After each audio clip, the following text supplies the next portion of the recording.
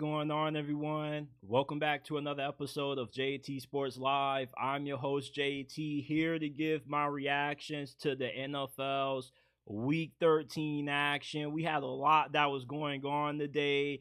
You got the Eagles taking down the Rams 37-20 on Sunday Night Football, and everybody's eating up Saquon Barkley's MVP performance. 255 rushing yards, 2 touchdowns. He definitely deserves to be in the discussion for most valuable player. But, I want to touch on Nick Siranni. And I want to show him some love because the media was eating this dude alive for breakfast during the offseason, saying how he was overrated, he was only carried by a talented roster, and most people were expecting him to get fired around the midway point of the season. Maybe the Eagles hire Bill Belichick to replace him after the season concludes. But right now, the Eagles are 9-2. They are tied for the second best record in the NFC. And Nick Siranni has the Eagles in prime position to make another Super Bowl run. And I want to spend a little bit of time leading this show off discussing why he's overhated. The Houston Texans, they have an identity crisis right now because we don't know what this team is. And at this point, that's really concerning because you should know who you are as a football team this late into the season. They got a lot of issues that they have to figure out, and they got to figure it out really fast before things spiral left. The NFC West is complete chaos right now. The Cardinals and the Seahawks are tied for first place in this division at 6-5. The Seahawks took down the Cardinals today. The Rams and the 49ers fall. Who's going to end up winning this division? The Giants' outstanding rookie receiver Malik Nabers was not happy today after their 30-7 loss to the Buccaneers. He was really upset with the quarterback situation, the play calling. He wasn't really targeted that much until the game was already out of reach. I'm going to react to his comments. Bo Nix is running away with Offensive Rookie of the Year. He clears Jaden Daniels. It looks like Jaden Daniels has plateaued, and Bo Nix, he's playing his best football at the right time. Bryce Young, is he turning the corner? I know it's been a while since we last talked about Bryce Young, but he's been playing some good football. And today, I was really surprised to see him going toe-to-toe with Patrick Mahomes. The 49ers got humiliated by the Green Bay Packers. They are falling apart. And the Buccaneers, I got a really strong feeling that they're going to end up dethroning the Falcons for first place in the NFC South. Shout out to everybody that's tuned in wherever you're watching, YouTube, Facebook, X. Hit that like button, subscribe, follow, hit that bell icon so you get notified every time we go live and drop new content. If you're new, remember you can find us on all podcasting platforms. We're not just a YouTube channel. We are a podcast. You can find us on Apple, Spotify, Amazon. Wherever you get your podcast from, the JT Sports Podcast is available. And let's dive into it. The Eagles take down the Rams 37-20 on Sunday Night Football, improving to 9-2 on the season. And everybody is talking about Saquon Barkley's incredible performance.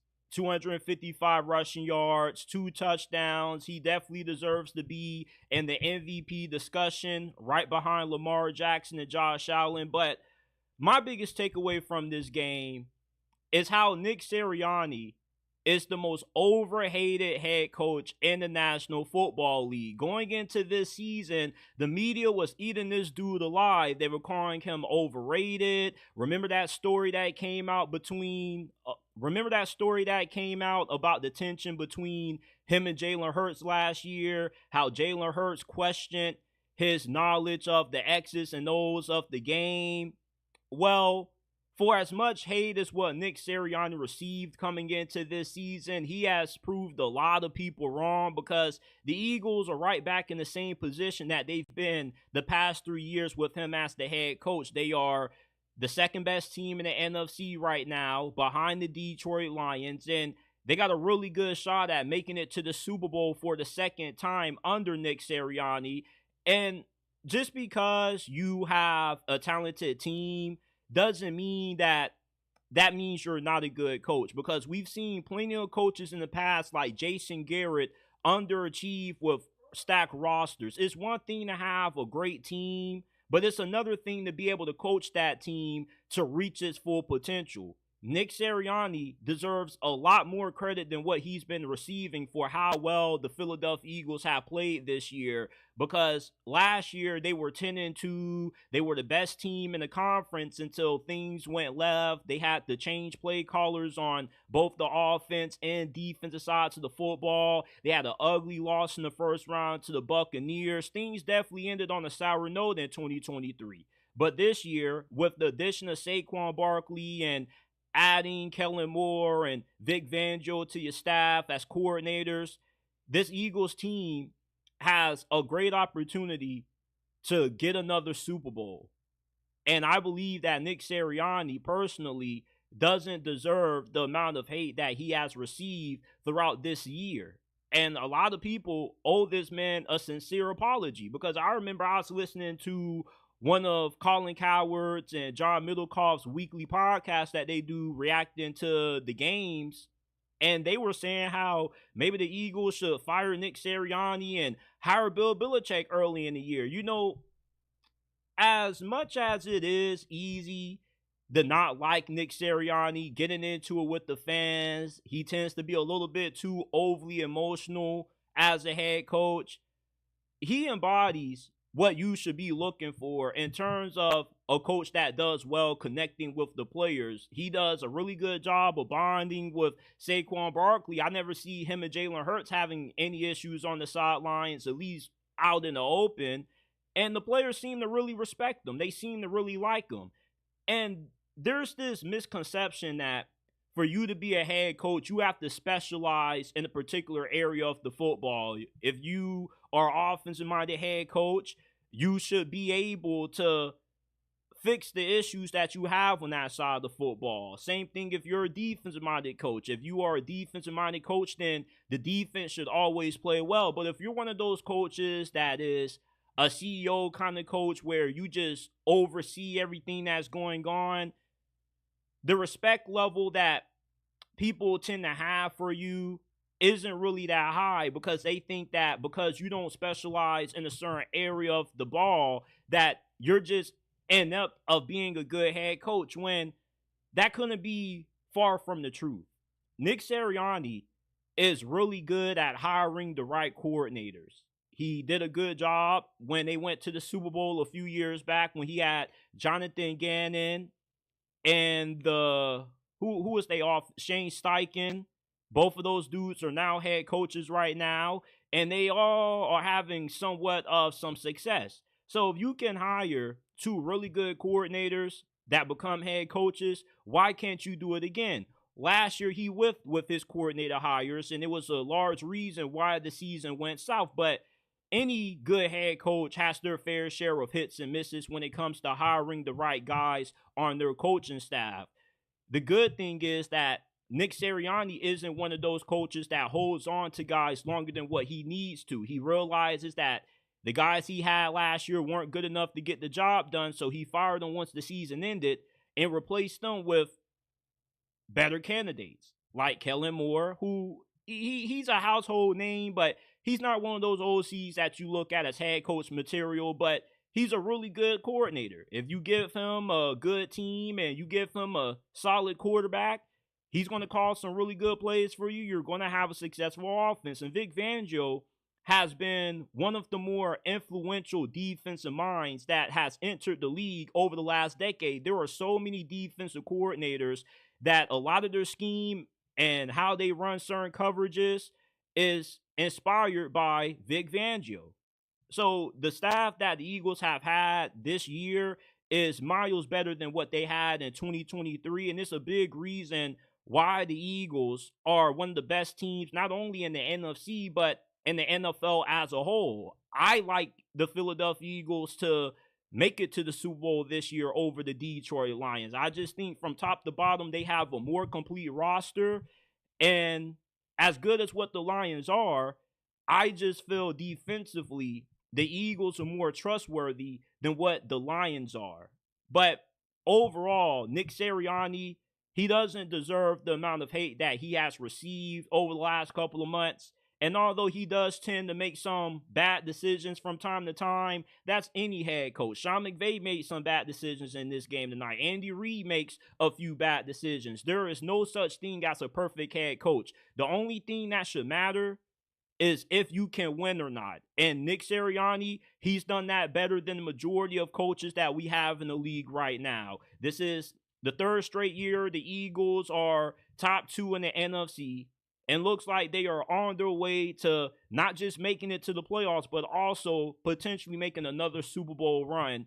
And a lot of credit has to go to Nick Siranni. It's one thing to have a talented team. It's another thing to have a talented team and coach it to its full potential.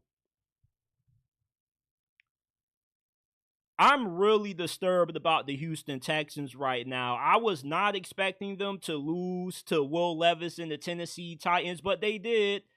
32-27 was the final. And right now, the Texans are in the midst of identity crisis. Right now, they don't know who they are as a football team right now. When this is the wrong time to be dealing with identity crisis, because once you get to this stretch around Thanksgiving, this is when teams start to separate themselves. And right now, the Texans are separating themselves in the wrong way. I thought coming into this year, they were going to be able to compete with the Chiefs for the right to represent the AFC in the Super Bowl. I was expecting C.J. Stroud to play at an MVP level, and I thought that this defense was going to be an elite unit as well. But right now, the defense has played well for the most part, but offensively, the Texans are in shambles at the moment. C.J. Stroud is having a sophomore slump. I tried to deny him being in the slump for the last couple of weeks, but he got outplayed by Will Levis today.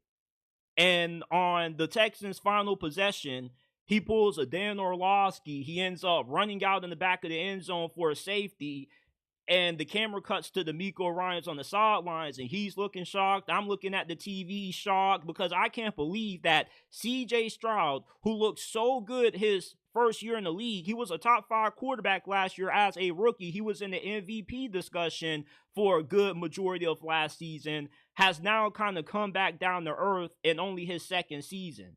He's missing wide open wide receivers. He's holding on to the ball too long, and he just looks like he's overthinking a lot of things. Now, it's not all his fault for why the offense is struggling. Not only has C.J. Stroud taken a step back in his play, but his offensive coordinator, Bobby Slowick, he's also taken a step back as the offensive coordinator, because Bobby Slowick, during the offseason, was in a lot of conversations to get some head coaching interviews. And he was supposed to be a hot name on the head coaching market when this season concluded. Well, right now, not only is he out of contention to get any head coach job, but he probably is coaching for his job over the next couple of weeks, because this offense just continues to do the same thing week in and week out, and they get the same results. You know that your offensive line isn't good, so why aren't you prioritizing calling plays that gets the ball out of C.J. Stroud's hands faster? Why is C.J. Stroud struggling this year when he thrived in his first season?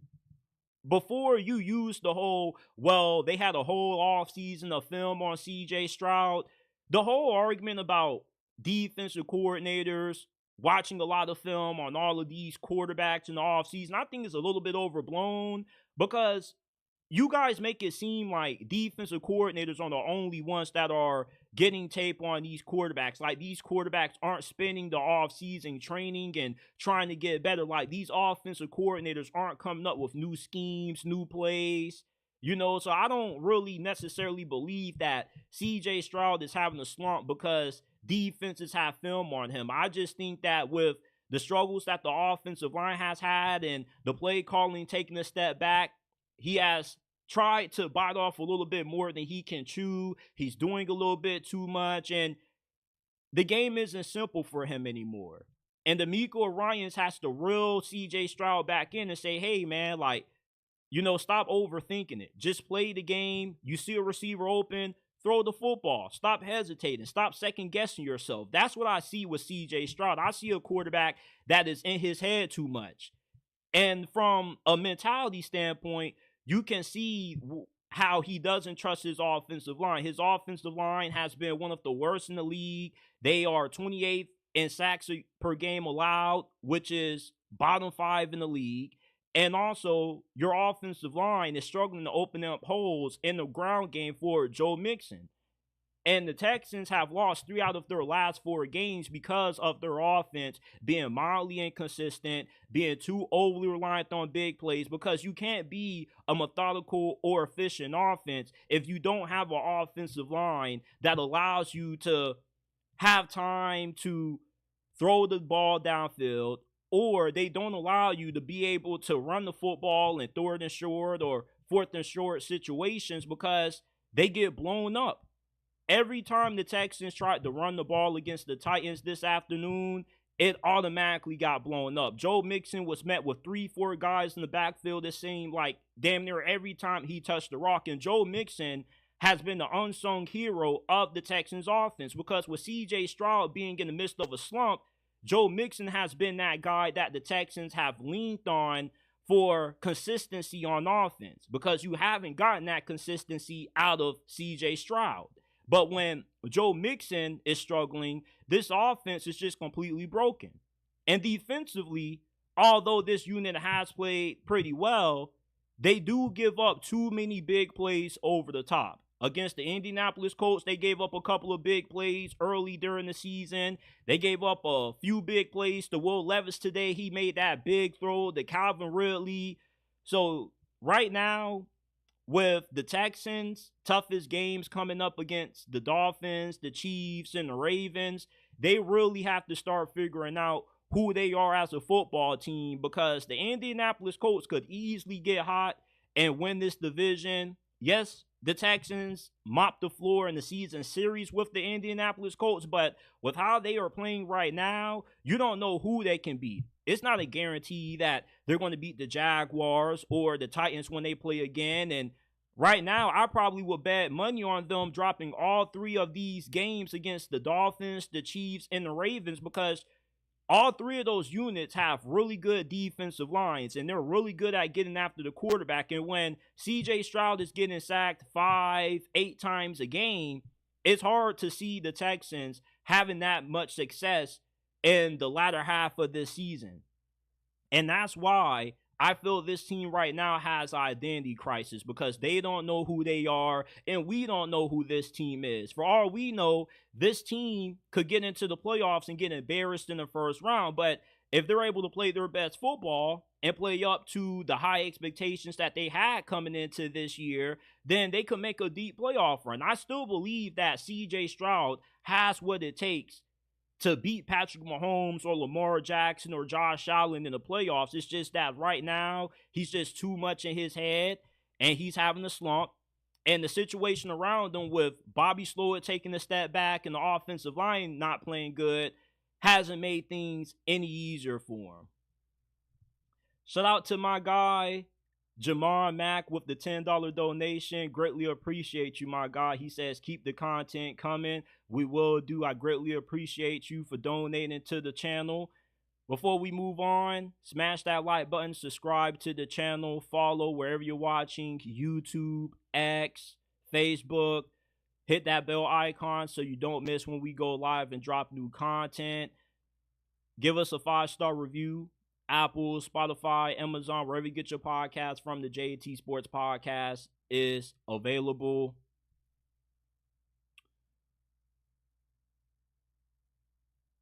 The NFC West is complete chaos right now. After Week 12, you have the Seahawks and the Cardinals, who are tied for first place in this division. And you got the Rams and the 49ers, who are tied for last place in the division. And I was not expecting for this division to play out the way that it has up to this point of the season. I thought that the Seahawks were going to win this division coming in, because hiring Mike McDonald, with how much respect he had based off how good the Ravens defense was under him last season, that defense still hasn't looked as good as what I thought it would. But at the same time, they've had moments where they played some really good football. Like today, they did a really good job of neutralizing Kyler Murray and that Cardinals offense. But I have a hard time still buying into the Seahawks as much now, only because Geno Smith is just too erratic in his play. He isn't necessarily a bad quarterback. I think he's the definition of what it means to be mid. And I don't even want to call Geno Smith mid to be disrespectful. I call Geno Smith mid because certain weeks he plays really good football. He looks like a quarterback that you could go the distance with. But there are also a good amount of games that you see Geno Smith play where he makes dumb decisions late in the fourth quarter that cost you the ball game, and he just is inconsistent. And that's why it's hard for me to see the Seahawks winning this division, because even if their defense does continue to improve over the last stretch of this year, it's hard to trust a team that just has a quarterback that is just too up and down from a week-to-week basis. Arizona, I love their chances because, for one, they got a pretty easy stretch to close out this year. Two, Kyler Murray has played MVP-level football. Yes, he did have a down game today against the Seahawks, but overall, when Kyler Murray is hot, the Cardinals are a really hard team to beat. And remember, early in the season, they were in a close game with the Detroit Lions and the Buffalo Bills, and if they would have had a few things bounce in their favor, they easily could be a 3-loss team at the moment. The Rams and the 49ers are surprisingly disappointing. The Rams, though, however, there still is a lot of football left to be played. I can still see them turning their season around, because the main reason for why the Rams have gotten out to a slow start is due to all the injuries that they had to deal with. Puka, Cooper Kupp, and several of the starters on their offensive line had to miss significant time with injuries, and with them pretty much nearing full strength health-wise, I'm just waiting for whatever week it comes for the Rams just to click and they get hot, they win a game, then they win 2 games, and then they just go on a heater. And you want to play your best football around this time. So over the next week or two, we're going to find out if the Rams are going to be a playoff team or if they're going to be on the outside looking in, based off if they can get hot over the next week or two. Now, the 49ers, I just believe that they're a lost cause this year. They've been dealing with injuries since the start of this year, and even when they get guys that come back healthy, you end up losing guys to injuries. And they also haven't really been that good defensively this year. They tried to say Steve Wilkes was the problem, and they got rid of him, and the defense only has seemed to get worse. It's like ever since they lost D'Amico Ryans, this defense has gradually gotten worse and worse throughout the years. And at this point, with Brock Purdy being injured, we don't really know the extent to how long he's going to be out. It pretty much is over for the 49ers. And Kyle Shanahan, I think that his scheme is just a little bit outdated. A lot of people don't understand why he doesn't run Jordan Mason more. And Jordan Mason is a really good back. He was really productive during the stretch when he was filling in for CMC. And CMC, he's not the same player that he once was. I think the Madden curse done got to him.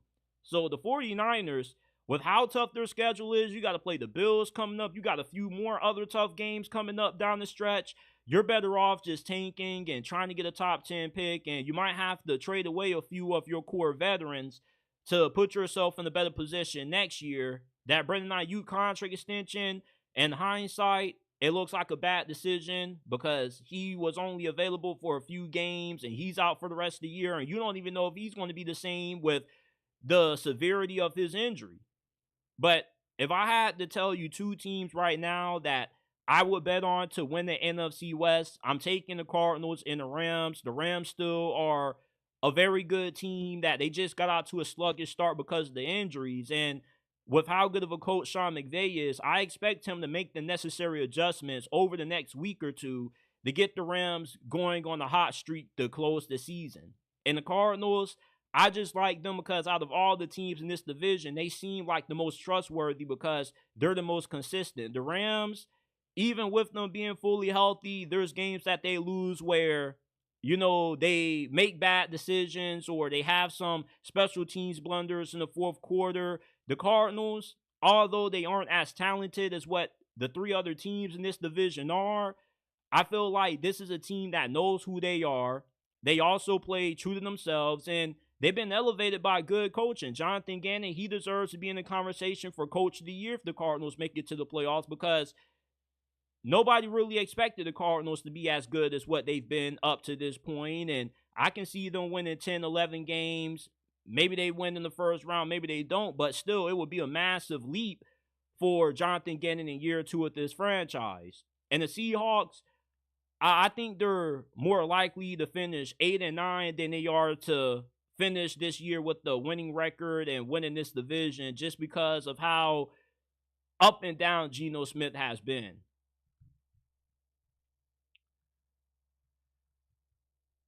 New York Giants rookie wide receiver Malik Nabers was not happy following their 30-7 loss to the Tampa Bay Buccaneers. He went off on him not really getting that much work. I can't speak right now. Man, run that back. Cut that part off. The Giants rookie wide receiver Malik Nabers is not happy following their 30-7 blowout loss to the Tampa Bay Buccaneers. After the game, he went completely unhinged on how he felt the season has gone for the New York Giants, and this is what he had to say. Go out there first, second quarter, don't get the ball, start getting targets at the end. I mean, can't do nothing. Start getting the ball when it's 30-0. What you want me to do? Why in the first half are they not looking at you? I don't know. Talk to Dave about that. Talk to Dave. Did you say something to the coaches at that time? I mean, they know. They come up to me, ask me what plays I want. That was that. I mean, I don't know. Man. What words today would you use to describe this loss?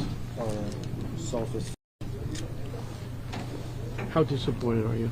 Very. What are you most disappointed about? I mean, it's over, man. I'm tired of going out there and losing.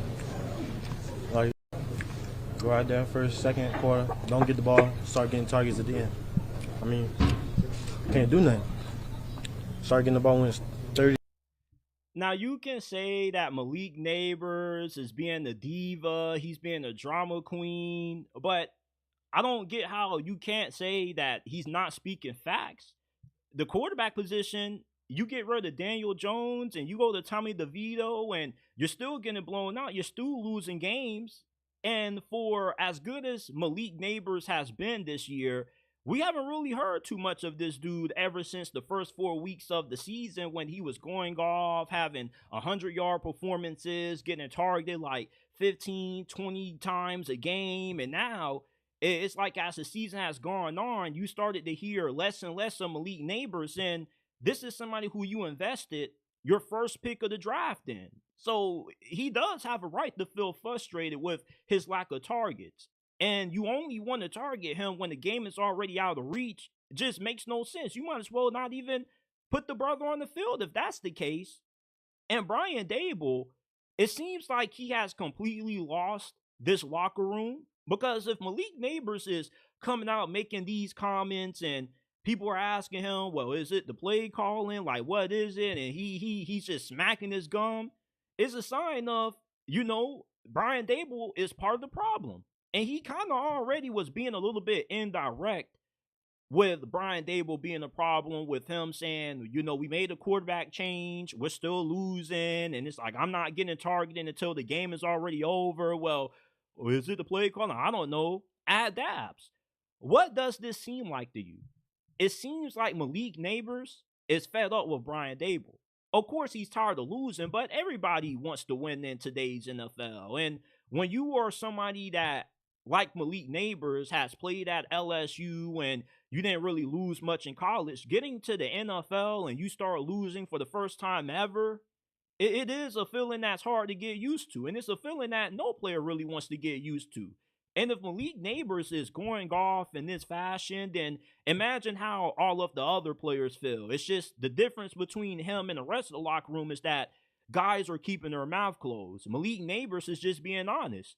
And me personally, I love players like Malik Nabers that keep it 100, because there are a lot of players that, they give out interviews or they go on radio shows and the radio hosts are asking them questions and they're just giving the professional answers, not really giving you any legit insight into what's going on, where we know it's BS. We know that they're not trying to throw anybody on the bus, but Malik Nabers and these comments kind of has told us that we need the change coaches. Changing quarterback isn't the problem. We need to get rid of Brian Daboll as the head coach. And look, I'm somebody who has defended Brian Daboll relentlessly over these last couple of years, and I still believe that firing Brian Daboll would be a bad decision. But if you're losing the locker room, you've already lost before the game has even started.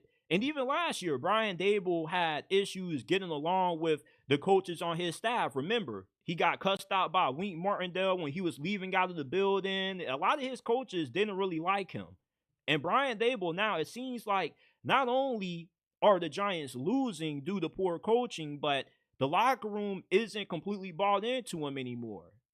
And when you get one-sided results like what you saw today in this 30-7 beat down by the Bucs, normally it isn't because you're a bad team, because we've seen the Giants be able to have a few close games here and there.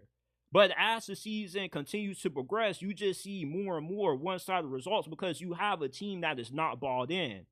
And when you're not balled in, it's a sign that you don't believe in a head coach, because if you have a head coach that you believe in, no matter how bad your record is, no matter how sour things tend to go throughout the year, you still play hard because you love your head coach. Year one, when the Detroit Lions were rebuilding under Dan Campbell, they were losing games, but they were fighting to the end. And the players played their absolute heart out for Dan Campbell. And you could see the emotion after the games. Like, the players, they were sad. They really wanted to win for Dan Campbell because they loved him. But after the game, you never really heard any players being indirect, taking shots at Dan Campbell, saying, I don't know about the offensive play call. I don't know why I didn't get the ball this many times. Ask Dan Campbell. Normally, you have players that say, I really don't know why I didn't get the ball that much, but, we'll figure it out. Or they'll just, make it more about the team. They more so would say, I didn't get the ball because we just didn't play that well. Malik Nabers is flat out telling you that I'm not getting the ball because Brian Daboll isn't really scheming me the ball as much as what he was at the start of the season. And two, the quarterback play still sucks. And when they got rid of Daniel Jones, or when they made the decision to bench him, many players in the Giants locker room were not on board with the decision. It kind of was one of those decisions that the coach made, and, all the rest of the players had to respect it because it's what the coach wanted. Well, after this 30-7 outcome, you got no choice but to fire Brian Daboll. And Joe Schoen, it seems like the Giants owner is going to keep him around despite the bad decision to pay Daniel Jones over Saquon Barkley, let him leave for your division rivals in free agency. He should be gone too, but he hasn't done a bad job of putting talent on this team. The Giants do have Malik Nabers. They do have that really good rookie running back as well. You do have Rondell Robinson, and the defense has a few good pieces as well. But you got to get a better head coach in there. I don't know who you're going to get. Maybe you can get a Ben Johnson. Maybe the thought of being able to draft Shedeur Sanders or Cam Ward could entice Ben Johnson enough to want to take this head coaching job, because the Giants really aren't that far away from being a playoff team. You're a better quarterback and a better offensive line from being a competitive football team again. But if you can find the right head coach, it can speed that process up a lot faster. But if you continue to roll with Brian Daboll, I think you further increase the chance of alienating the rest of this locker room, because if Malik Nabers is coming out here and making these kinds of comments, I kind of feel like this was being indirect towards Brian Daboll. Like, the quarterback wasn't the problem. The main issue is the dude who can't get me the football. That's what this interview screams to me. But y'all let me know down in the comment section how you guys feel about Malik Nabers' unhinged post-game interview. let's continue on because we got a lot more things to get into. I really want to get into this. I can't hold this back anymore. Shout out to JL. He says, "Sup, JT? What's going on, JL? Hope you're doing well."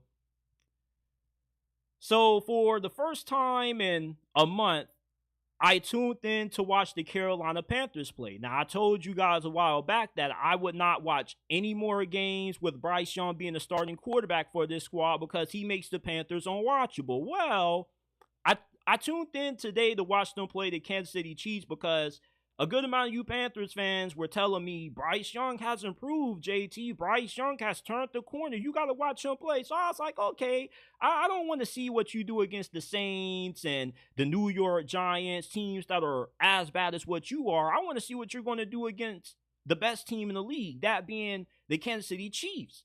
So I'm watching this game, and I'm saying to myself, Bryce Young is really going toe-to-toe with Patrick Mahomes. Bryce Young looked really impressive today. As a matter of fact, this is the best game that Bryce Young has had up to this point in his NFL career.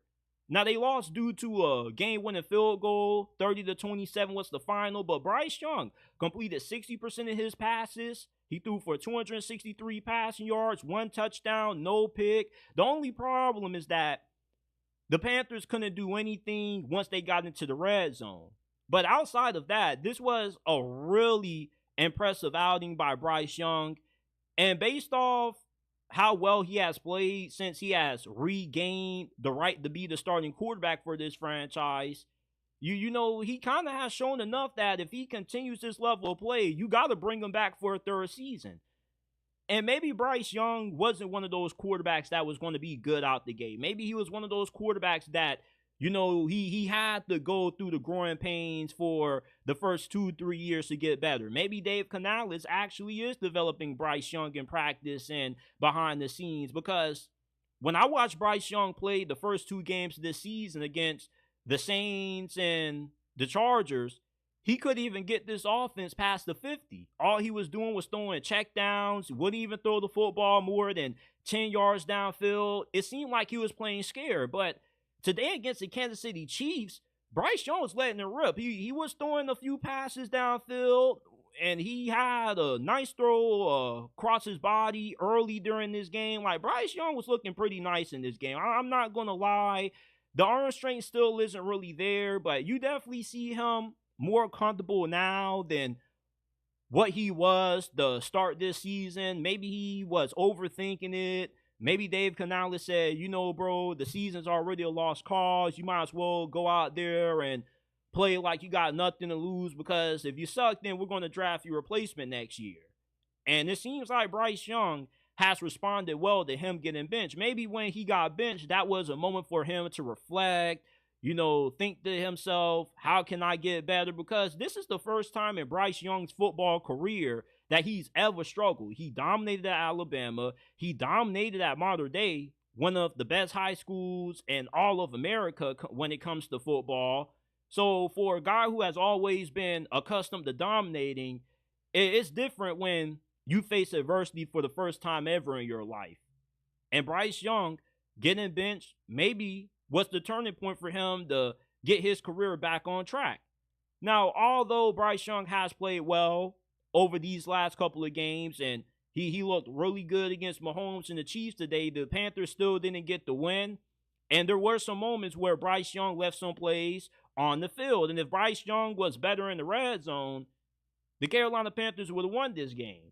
But, you know, moving forward, I still don't see enough out of Bryce Young to warrant him getting a third year, because if I'm Dave Canales, I'm not trying to put my job on the line for the sake of Bryce Young developing in year 3. If I can get Shedeur Sanders or Cam Ward, I go ahead and pull the trigger on those guys before I give a third year to Bryce, because there's no guarantee that Bryce Young is going to be good.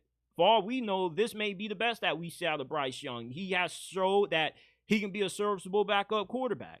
But I still haven't seen anything to show me that Bryce Young can turn into an elite quarterback in today's NFL. I still don't.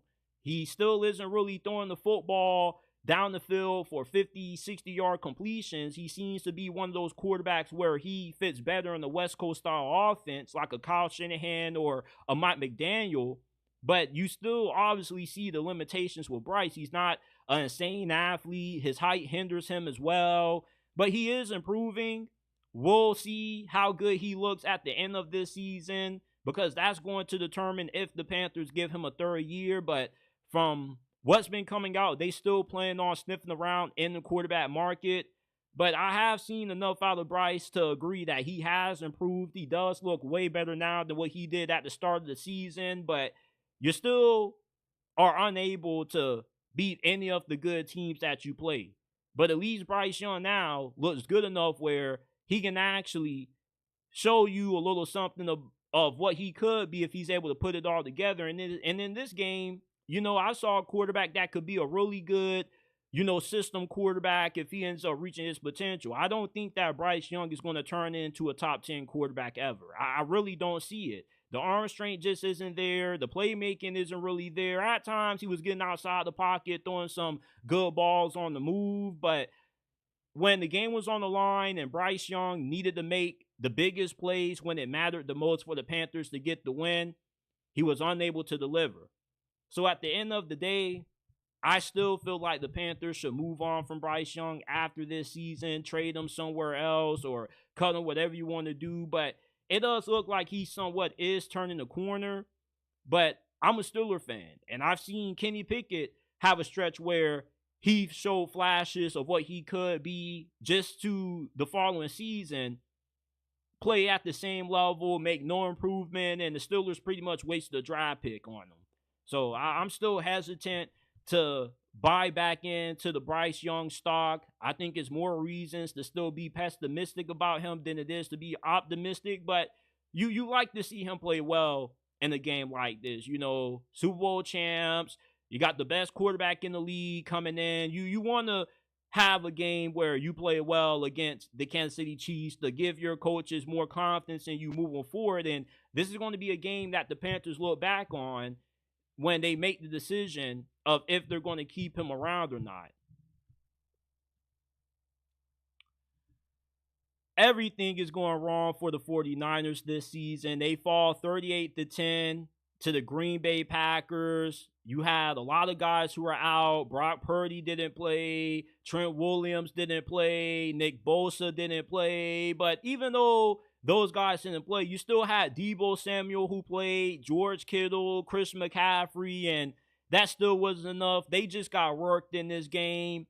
And this loss falls on Kyle Shanahan, just like the rest of the other 49er losses this year fall on Kyle Shanahan. Because when you are considered to be an elite head coach, injuries are not an excuse for you losing. Even Sean McVay was able to win a few games and still a couple when he had all those injuries, when he didn't have Cooper Kupp and Puka Nacua. Elite coaches find ways to win with less. And Kyle Shanahan hasn't really been able to do that this year. And not only has Kyle Shanahan not been able to make up for the injuries that the 49ers have had to deal with, but his play calling hasn't been that good. His game management as a whole has been bad compared to how good he's been at managing games in the past. When the 49ers fall, it's hard for them to come back from behind in games because Kyle Shanahan isn't a coach that really loves to win games by just spamming passing plays. He's a head coach that wants to run the football. So therefore, when he gets trailing, you make him uncomfortable. He's not comfortable playing from behind. And with getting Chris McCaffrey back, you would think that would have sparked the offense, because this offense, the numbers are down in terms of production this season from what they have been the past 2 years. And I just believe that the 49ers, they're in for one of those years where they got to reset, because you've already missed your Super Bowl window the past couple of years when you lost to Mahomes in 2019 and you lost to him once again last year in the Super Bowl. And it's hard to continue to have that same level of success year in and year out, maintaining the same players on your roster. Some of these guys, the 49ers are going to have to let go in the offseason. You might have to trade away George Kittle. You definitely got to trade away Deebo Samuel. Hell, I felt they should have traded away Deebo Samuel years ago, right after he had that all-pro season. Deebo Samuel has always been one of the most overrated players in the NFL in my eyes. After he had that 1,400-yard year and he got that massive contract extension, I immediately told everybody that was a bad decision because Deebo Samuel is not a wide receiver. He's a great athlete in terms of you can move him around, play him at running back, play him anywhere on the offense as a chess piece, but he's not a good wide receiver in general. He's one of those guys that you just have to scheme ways to get the football. You got to get him in space.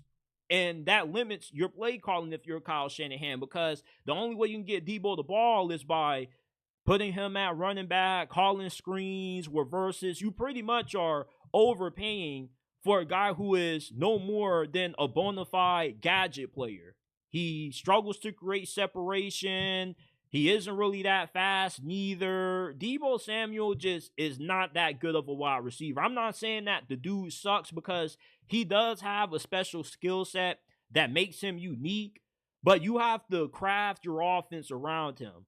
He's not one of those players that you just plug and play at receiver and then he just immediately produces. No, you have to scheme your offense around his strengths.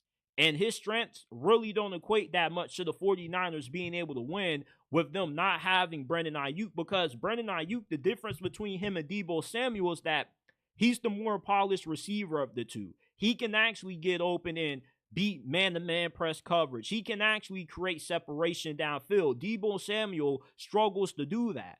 And you spent the first-round pick on Ricky Pearsall, and the dude got 0 targets in this game. What's up with that?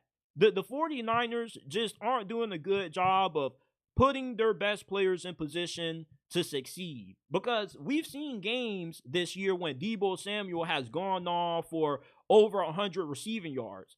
What was Kyle Shanahan doing in those games to have Deebo Samuel playing well that he's not doing now, where it looks like Deebo Samuel looks like he deserves to be benched with how he's played? He's getting into it with the long snapper on the sideline. Like, what does Deebo Samuel do well anymore? It's the question that I'm asking. Because Christian McCaffrey, he might have rushed back from that injury. And I was hesitant to draft Christian McCaffrey on a lot of my fantasy leagues just off the premise, and I know a lot of y'all don't care too much for superstitions, but I really do believe the Madden curse is real. And the Madden curse definitely has affected Christian McCaffrey, with him missing the majority of this year due to that injury, that he had to go across the pond to get looked at, and then he comes back and he doesn't look as explosive. You don't see the quick cutting. You don't see the agility in him anymore. When you watch Christian McCaffrey play this year versus him last season, it's a night and day difference. Now, maybe as the season goes along, we'll see Christian McCaffrey continue to get back into form, but the running back position has the shortest lifespan of any other position in the NFL. And I wouldn't be surprised if we've seen the prime days of Christian McCaffrey behind us. And the 49ers, you've been in the Super Bowl discussion for the last 4 to 5 years. Eventually, you're going to have some years where you have to reset. You might have to trade away some veterans, get younger. My big issue with the 49ers is that you still continue to ignore the offensive line. Look, I get it. Kyle Shanahan is a really good schemer. You can plug any running back, any offensive lineman into his system, and he produces at a high level. But I feel like Kyle Shanahan is cutting himself short. Because why would you accept average to above average offensive linemen when you can go ahead, draft better offensive linemen that have high potential in the draft, that also fit your scheme? You have a great offensive line and you couple that with a great scheme, you would be unstoppable. I just don't get why the 49ers are okay with bare minimum at certain positions. Just because you're a good coach and you can make up from not being as talented at certain positions as what other coaches need to be to succeed still doesn't mean that you should tolerate the bare minimum. If you can do better is the old saying. And the 49ers offensive line is not that good as what it needs to be if they plan on turning their season around and making a deep playoff run, because they're 5-6 right now. And they have some really tough games coming up down the stretch where you play the Bills, the Rams, the Dolphins, the Lions, the Cardinals. And I don't really see a world where the 49ers can win any of those games, especially if you're going to be missing Brock Purdy. We don't know when he's going to come back. And another question is, are you going to pay Brock Purdy this offseason? Because you already have all of these aging veterans. So you're going to be strapped for cash as it already is. Then you're going to have to pay for a quarterback who you may not have to pay right now. Right now, the 49ers' biggest priority should be getting younger. Don't focus on paying Brock Purdy, because I don't really think the market for Brock Purdy is going to be that good. And I don't really think that Brock Purdy necessarily is going to be in a hurry to get a contract extension done. If you are Kyle Shanahan and John Lynch, you don't necessarily have to rebuild, just blow it all up and start over, but you do somewhat need to reset at certain positions. You can get rid of Nick Bosa, maybe trade him for 2 first-rounders, see if you can draft the best edge rusher in this year's draft class coming up, and then maybe sign somebody in free agency that can give you a little bit of production at that position. Obviously, it's hard to find another Nick Bosa. We know when he's fully healthy, he's arguably the best edge rusher in the NFL. But at this point, with him being unable to stay on the field and him getting older, it makes more sense to move on from him before you just can get no value in return for him at all. And if you can get some younger players, it can help out Kyle Shanahan, because you have players now that had the potential to be not only good scheme fits for you, but they also could be better than what you had before. What if you're able to use one of those 2 first-round picks that you could get in a hypothetical trade for Nick Bosa on the offensive tackle, or 2 offensive tackles in this draft class coming up? Because Trent Williams is eventually going to hang it up. What is your backup plan for when Trent Williams retires? Because it's hard to find elite left tackles. That's why Trent Williams, despite how old he is still getting paid so much money, because teams rather play a guy like Trent Williams all that money despite being old, because you know that you can still get really high-level play out of him versus trying to gamble on a younger player. The 49ers, their season, to me, is falling apart. I really don't see them making it to the playoffs, but I'm still not counting them out. But it looks like their run is over for the time being. Not saying that they never will get back to another Super Bowl under Kyle Shanahan. I don't believe that firing Kyle Shanahan needs to happen. What I believe is that him and John Lynch, after this season, they need to sit down. They need to say, okay, bro, like, if we're going to get back to the Super Bowl, we got to address these positions. We got to get younger here. We got to get younger here, and we got to move on from guys that we gave bad contracts to. They already tried to trade Deebo Samuel a few off seasons ago, and they still kept him. Well, now it's time to cut bait with Deebo Samuel. Either you trade him in the offseason or you just eat the dead cat, because there's no use holding on to a guy that kind of hinders your offense. Christian McCaffrey, you need to spell him more. He doesn't need to be your workhorse back anymore. It would make a lot more sense if you gave Christian McCaffrey 15, 18 touches a game, because he's not one of those players that you can just give a heavy workload to, because eventually he is going to get injured. Therefore, you got to be very strategic with when you give Christian McCaffrey touches, which is why it would make more sense to give Jordan Mason more touches. And if you don't like Jordan Mason because he struggles in pass pro or he's not a good receiving back, well, go draft one in the next year's draft. You know, there's plenty of good running backs to pick from, and Kyle Shanahan has an eye for running backs. Shouldn't be that hard. But right now, the 49ers, they're not in a good place. And things are only getting worse with the injuries that they have piling up and the difficulty of their schedule ramping up. I think this season is all but over for San Fran. Now, the last thing I want to talk about before I get up on out of here, the Buccaneers, after their 30-7 win over the New York Giants, are only 1 game back of the Atlanta Falcons for first place in the NFC South. And right now, I believe the Buccaneers are going to dethrone Atlanta for the NFC South title this year. The Falcons were a very hot team this year that a lot of people like to make a lot of noise and maybe be somewhat of a dark horse Super Bowl contender. But over the last couple of weeks, the Falcons, they got blown out by Bo Nix and the Broncos, and they lost to the New Orleans Saints. The Bucs have looked like the better team than the Falcons. Unfortunately, they got swept in the season series against Atlanta, so it makes it more difficult for them to win this division. But I just think outright the Falcons are going to fall off. Everybody says around Thanksgiving is where you start to see teams separate themselves. You start to see the pretenders separate themselves from the contenders. And the Falcons, to me, fall in that category of pretenders. And I don't really mean in terms of being a Super Bowl contender, but I just mean a contender to make it to the playoffs. They don't look like a playoff team right now because they've only beaten one team this year with a winning record. All their other wins have come against some of the worst teams in the league, but anytime they play a quality team, they always lose. However, the Buccaneers have been better against good competition. They came close to beating Kansas City. You know, the Buccaneers have gotten better quarterback play out of Baker Mayfield than what the Falcons have gotten out of Kirk Cousins.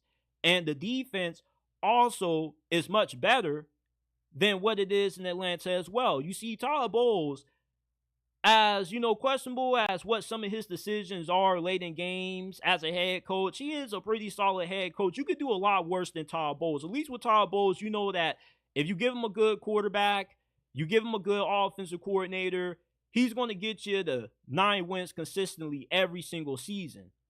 But now, with the defensive element coming into play, Todd Bowles is a better coach than what Raheem Morris is, because Raheem Morris was the Rams defensive coordinator last year. And this season, the worst part of Atlanta's team has been their defense, and that's a huge red flag for me. If you're a head coach and you specialize in a certain area of the ball, and that's the worst part of your team, it shows that you're not that good of a head coach. And the Atlanta Falcons, I think with them having to play the Chargers, the Vikings, and the Commanders coming up over the next couple of weeks, they're going to lose those games, and they could be a team that finishes 8-9, and the Buccaneers end up finishing the season 9-8. They sneakily win this division, and they get into the postseason. The Buccaneers, to me, just look like a flat-out better team than what the Atlanta Falcons do. And it pains me to say that because, listen, I was on the Atlanta Falcons dark horse Super Bowl contender train a few weeks ago when, after watching them the last couple of weeks, I quickly have gotten off that theme because the Falcons are a sinking ship.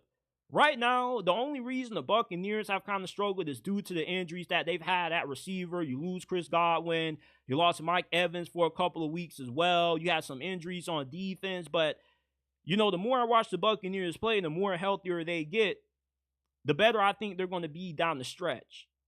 And, you know, for the Atlanta Falcons, you still have a chance to turn your season around. They're not a bad team necessarily. It's just that they're just too overly reliant on their offense to win. If they can't win games in shootout fashion like the 2 ways they've beaten the Buccaneers, they're not really a good team because their defense can't be trusted to get big stops in certain moments that are the most important to winning in the fourth quarter when you're going up against a team in a low-scoring affair. And for the Buccaneers, you know, your defense is just more reliable than Atlanta's, and you just look like a better coached team than the Falcons. You know, I like Raheem Morris. I think that he has a bright future, but right now in year one, it looks like he definitely is hitting a good amount of bumps for Atlanta. And the Buccaneers, man, the only good team that you got to play to close off this season are the Los Angeles Chargers, and you can beat the Chargers. You actually have a good defense. You can actually slow down Jim Harbaugh, smash mouth football. You can actually maybe force a couple of takeaways on Justin Herbert. You can get some stops on that offense. I don't know if the Falcons offense can get a stop against the Chargers. For all we know, they could get, you know, pounded on the ground for 200 plus and maybe give up 30 points in the process with how well Justin Herbert has been playing. So I'm more higher on the Buccaneers than what I am on the Atlanta Falcons, and you're only 1 game back. This division, even with you dropping 2 to Atlanta, is still winnable for you because Atlanta right now, they're playing their worst football at the wrong time of the season. This is it for this episode of JT Sports Live. I appreciate everybody for tuning in wherever you're at. YouTube, X, Facebook. Smash that like button, subscribe, follow, hit that bell icon if you're new. Give us a 5-star review. Wherever you get your podcast from, the JAT Sports Podcast is available. Amazon, Spotify, Apple. If you listen to podcasts, go ahead, click the links down in the description down below. Give us a 5-star review. It helps us out a lot. Giving us a 5-star review is the equivalent to donating $1,000 to the channel. If you got any questions that you would like answered on a future episode of our Mailbag podcast, send them in the DMs, Instagram at JTSports_, and on X at JTSports__. I appreciate you guys for tuning in.